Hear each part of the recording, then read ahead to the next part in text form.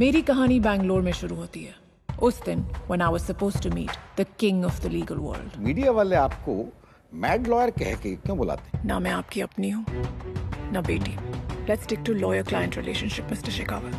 सच बोलने की बीमारी है और ऐसे सच्चे बंदे हमारे धंधे में बहुत कम मिलते हैं आरती. तुम जेजे को खत्म करने में मेरी मदद करोगे?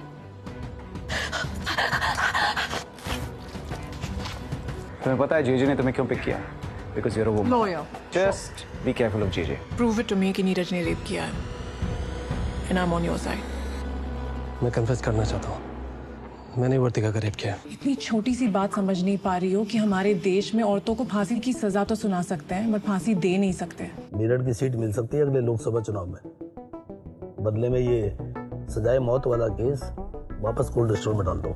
अगर इतनी चालाक है तो इतनी समझदार भी होगी कि खुद समझ जाए कि she is fired out of my farm. JJ और मैं आमने सामने खड़े हैं. इस खेल के सारे रूल्स मिट चुके हैं. Match is set, gloves are on. It's now going to be a knockout round. This point in life मैं थोड़ा रिस्क लेना चाहती हूँ. जेजे एक शार्क है.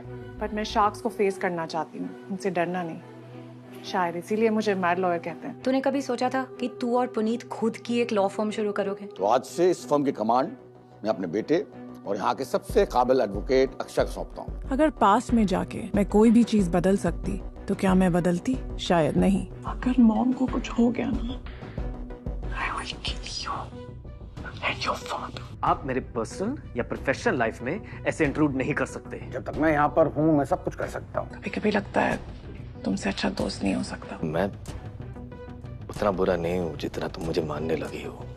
Hey, morning नई पड़ोसन. By the way, I'm Raghav. छोटी लड़कियाँ भेड़ियों का सामना नहीं कर सकती. जहाँ तक मुझे याद है उस कहानी में भेड़िए का सर कट जाता है, राइट? लड़की के बाप आता है उसे बचाने के लिए. सोचता हूँ जिन लड़कियों के बाप नहीं होते उन्हें कौन बचाएगा.